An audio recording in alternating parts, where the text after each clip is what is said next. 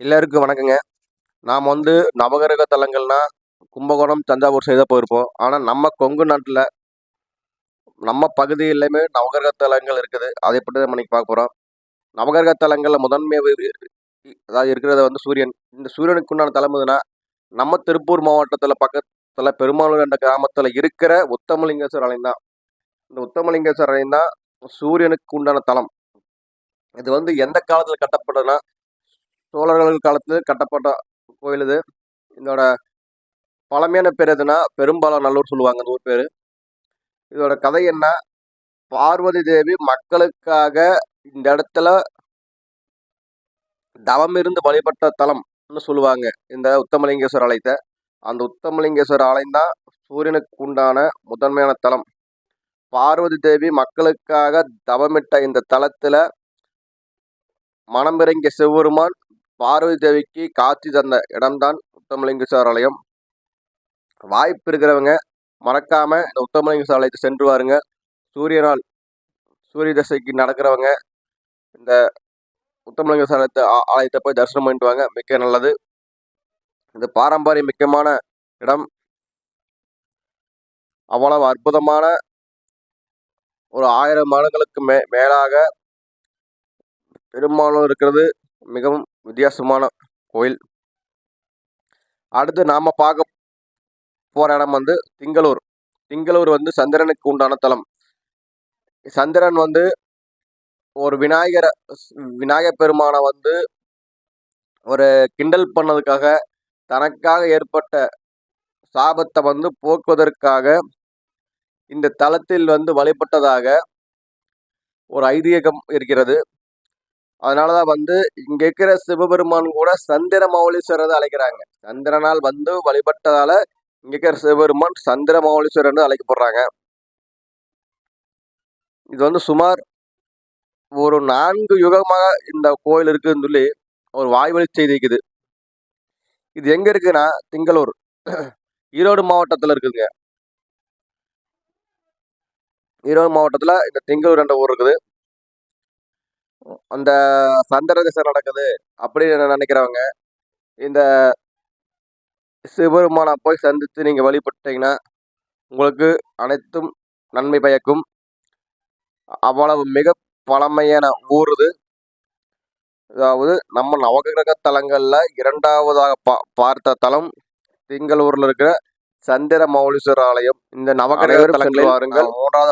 மூன்றாவது செவ்வாய் கோயிலை பார்க்க. செவ்வாய்க்கு உண்டான தலம் எங்க இருக்குதுன்னா, நம்ம ஈரோடு மாவட்டத்துல சென்னிமலை தான் செவ்வாய்க்கு உண்டான தலம். இங்க என்ன ஒரு புகழ் வாய்ந்ததுன்னா, இங்க வள்ளி தெய்வானை 2 பேருமே ஒட்டுக்க இருக்கிறவங்க ஒரே கல்ல இங்க செதுக்கிறாங்க. அதான் மிக சிறப்பு. சுமார் இந்த ஆலயம் ஒரு 3000 ஆண்டுகள் பழமையான ஆலயம் இது.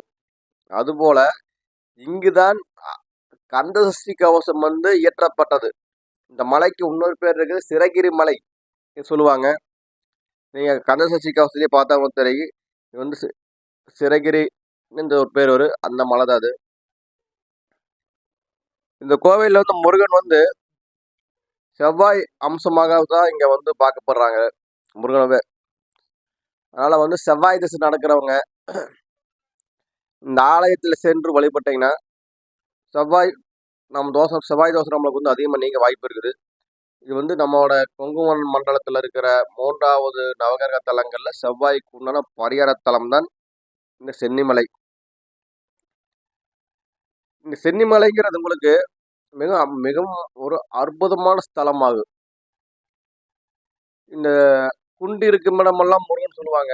அப்படிப்பட்ட அழகான அம்சமான இடம்தான் சென்னிமலை. இதுல இன்னொரு விஷயம் என்னன்னா, மாடுகள்லாம் இங்க நமக்கு இது கொடுக்குங்க, தண்ணீர் கொண்டு கொடுக்கும். அப்படிப்பட்ட பூஜைக்கே உண்டான இதுகள்லாம் கொண்டு கொடுக்கு. அப்படிப்பட்ட 3வது பரிகார தலம் தான் நம்மோட சென்னிமலை. அடுத்தது நம்ம 4வதா பார்க்க போறது புதனுக்கு உண்டான தலம். இது எங்க இருக்குதுன்னா, அவினாசிலிருந்து சத்தி போற வழியில மொண்டிபாளையம் என்ற கிராமத்துல இருக்குதுங்க இந்த புதனுக்கு உண்டான தலம். இந்த கோயில் சுமார் ஒரு 1000 ஆண்டுகள் பழமை வாய்ந்த ஒரு பெருமாள் ஆலயங்க. இங்க வந்து மூலவர் எப்படி இருக்காருன்னா, நம்ம கேள்விப்பட்டிருப்போம். சால கிராமக்கல்னு கேள்விப்பட்டிருப்போம். அந்த சால கிராமக்கல்ல வந்து மூலவர் சுயம்பாகத்தான் இங்க காட்சி தராப்படி பெருமாள். அதே மாரி வா நம்ம வாழைப்பூல பார்த்துருப்போம்லங்க. வாழைப்பூ வடிவில் தான் மூலவர் திருமேனியே இங்க இருக்குது. இத தவிர வேற எங்கேயுமே நம்ம வந்து அப்படிப்பட்ட ஒரு திருமேனிய பார்க்க முடியாதுங்க. அதேபோல முற்காலத்துல வந்து தேவர்கள் வந்து இந்த இந்த திருமேனிய வந்து வழிபட்டு சென்றுருக்காங்களாமா. அப்படிப்பட்ட ஒரு சிறப்பு வாய்ந்த தலம் தான் மொண்டிபாளையத்துல இருக்கிற அந்த பெருமாள் ஆலயம். இது எப்படின்னா உங்களுக்கு 7 மலைகள கடந்து நாம திருப்பதி நம்ம தரிசனம் பண்ற மாரி தான். இங்க 7 மேடுகள் இருக்குங்க.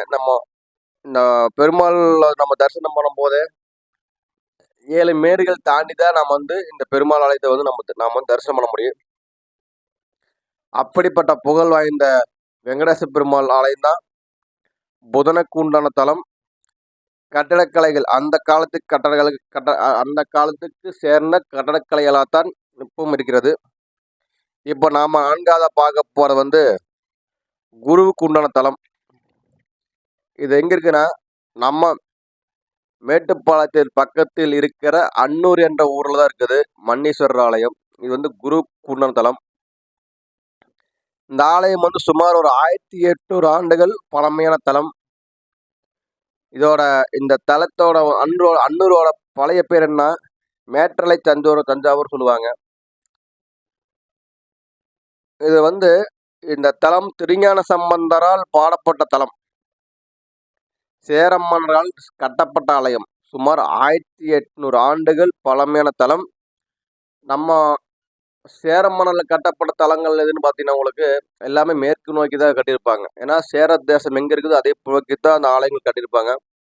அப்படிப்பட்ட ஆலயம் ஒண்ணு தான் இந்த அன்னூர்ல இருக்கிற மன்னீஸ்வரர் ஆலயம்.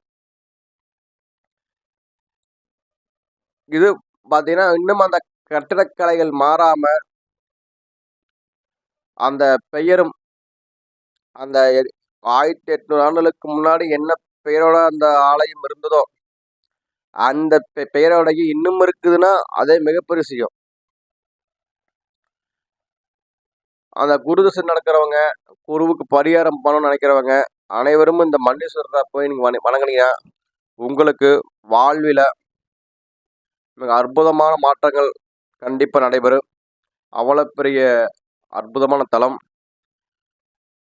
சேர மன்னர்கள், திருஞான சம்பந்தர் இது போன்ற எண்ணற்ற சிவனர்கள் வந்து சென்ற தலம் தான் இந்த அன்னூர் மன்னீஸ்வரர் ஆலயம். சென்று வாருங்க. உங்களுக்கு குரு பகவான் அருளும் கிடைக்கும். இந்த சிவபெருமான் அருளும் கிடைக்கும். நாம அடுத்ததாக பார்க்க போற தலம் வந்து கொங்கு மண்டல நவகிரக தலங்கள்ல சுக்கிரனுக்கு உண்டான தலமாக விளங்கும் அவிநாசி அருகில் உள்ள அபிஷேகபுரத்தில் வீட்டிற்கும் ஐராவதீஸ்வரர் ஆலயம் பற்றி தான் நாம பார்க்க போறோம். இந்த ஐராவதீஸ்வரர் ஆலயம் சில தினங்களுக்கு முன்னாடி தான், அதாவது சில தினங்கள்னா சில மாதங்களுக்கு முன்னாடி தான் கும்பாபிஷேகம் செய்யப்பட்டு மிகவும் அற்புதமான முறையில் குடமுழுக்கு பண்ணாங்க. இந்த தலம்தான் சுக்கிரனுக்கு உண்டான தலமாக கொங்கு நவகிரக தலங்கள்ல விளங்குது. இந்த சுக்கிரனுக்கு உண்டான தலத்துல நாம வழிபடுவதனால நம்மளுக்கு திருமண தடைகள் நீங்கி நம்மளுக்கு வாழ்க்கையில எண்ணற்ற தடைகள் வருவதைனால சுக்கர தேசத்துல மட்டும்தான் வரும். அதனால இந்த ஐராவதீஸ்வரர் நீங்க வழிபடுவதன் மூலமாக நம்மளுக்கு அனைத்து தடைகளும் நீங்கி சுபகாரியங்கள் நடைபெறும் தலமாகத்தான் இந்த அபிஷேகபுரம் இருக்குது. சுக்கிரதசை நடப்பவர்கள் அனைவருமே இந்த அபிஷேகபுரத்தில் ஐராதீஸ்வரர் ஆலயத்தை வழிபட்டு நன்மை பெறுங்கள். நீங்கள் நவகிரக தலங்களை வழிபடுவதற்காக தஞ்சாவூர் கும்பகோணம் செல்ல வேண்டாம். ஆனால் கொங்கு நவகிரக தலங்களில் இருக்கிற அபிஷேகபுரத்தில் உள்ள சுக்கிர தலமாக இருக்கிற இந்த ஐராவதீஸ்வர ஆலயத்தை வழிபடுங்கள். அடுத்ததான் நாம பார்க்க போற வந்து அன்னூர் டு சத்தி ரோட்ல இருக்கிற கோவில்பாளையம் என்ற கிராமத்தில் இருக்கிற காலகேஸ்வரர் ஆலயம் தான். காலகேஸ்வரர் ஆலயம். இந்த ஆலயம் தான் சனி பகவானுக்கு உண்டான தலம் கொங்கு மண்டலத்தில். இது பற்றி நம்ம சொல்லணும்னா, இது வந்து யமனால் நிறுவப்பட்ட ஆலயம். யமன் ஒரு நாள் வந்து தனது சாபத்தை போக்குவதற்காக இந்த வழியா வரும்போது இந்த ஆலயத்தை பற்றி கேள்விப்பட்டபடி கேள்விப்படும் பொழுது இங்க வழிபடுறதுக்கு சிவபெருமான் இல்ல. அதற்காக வந்து அவர் மணல் குழி தோண்டி மணலால் சிவலிங்கத்தை எழுப்புறாரு. மணல் தோண்டும் போது அங்க இருந்து நுரை எழும்புது. அந்த நுரையால மணலால உருவாக்கப்பட்ட லிங்கம் தான் இந்த காளகேஸ்வரர் சிவபெருமான். இந்த சிவபெருமானை பார்த்தீங்கன்னா, உலகத்துல வேற எங்கேயுமே நடக்காத ஒரு அதிசயம் நடக்கு. இந்த சிவபெருமானுக்கு வந்து அபிஷேகம் பண்ண மாட்டாங்க. அப்படிப்பட்ட ஒரு தலம்தான் காளகேஸ்வரர் ஆலயம். யமனே தனது சாபத்தை நீக்குவதற்காக ஒரு ஆலயத்தை வென்று வணங்கியிருக்காருன்னா, அப்படிப்பட்ட ஆலயம் தான் காளகேஸ்வரர் ஆலயம். யமனுக்கே சாபத்தை நீக்கிய தலம்னா, அப்புறம் மக்களாகிய நமக்கு ஒரு சாபங்கள் அனைத்தையும் நீக்கும் தலமாக தான் இருக்குது இந்த காளகேஸ்வரர் ஆலயம். அதனால தான் சனி பகவானுக்கு உரித்தான தலமாக இந்த காளகேஸ்வரர் ஆலயம் இருக்கிறது. சனி திசை நடக்கிறவங்க, எங்களுக்கு சனி தோஷம் இருக்குது அப்படின்னு நினைக்கிறவங்க அனைவருமே திருநள்ளாறுக்கு ஈக்குவலாக தான் கோவில் பாளையத்தில் இருக்கிற காளகேஸ்வரர் ஆலயத்தெல்லாம் பார்க்குறாங்க. இங்கே வந்து சோழ மன்னரால் நிறுவப்பட்ட சிவலிங்கம் இருக்குது, யமனால் நிறுவப்பட்ட சிவலிங்கம் இருக்குது. இது போன்ற எண்ணற்ற அற்புதங்கள் நிறைந்த ஆலயம்தான் இந்த காளகேஸ்வரர் ஆலயம். அனைவரும் சென்று வாருங்கள்.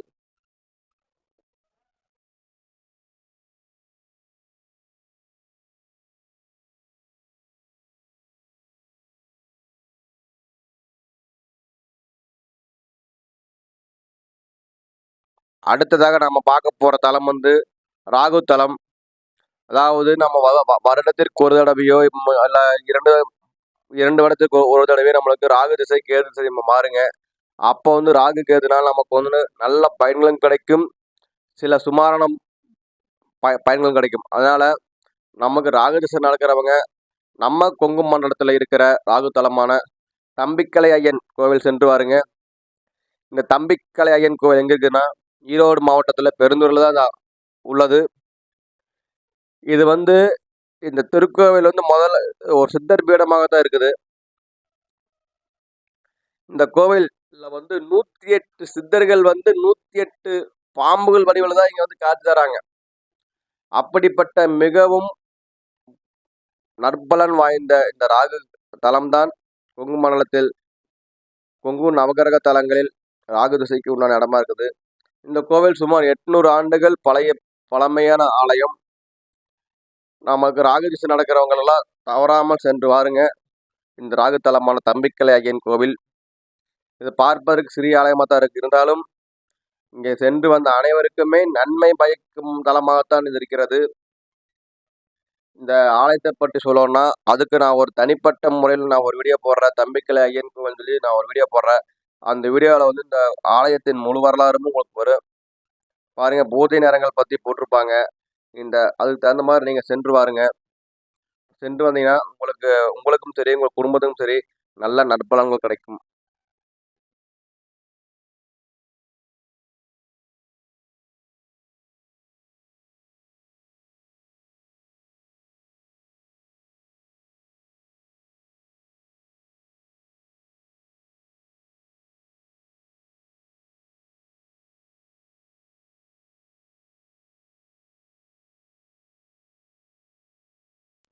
அடுத்ததாக நாம பார்க்க போற தலம் வந்து கேது தலம்.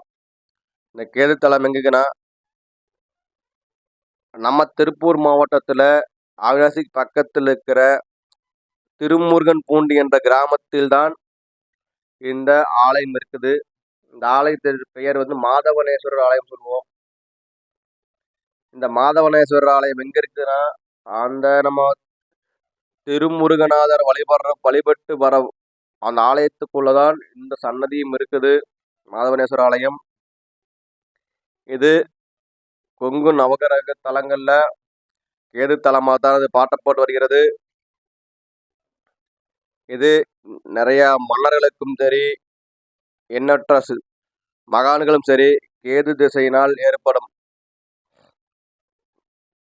கெட்ட பலன்களை இந்த மாதவனேஸ்வரரால் தீர்த்து வைக்கப்பட்டுள்ளது.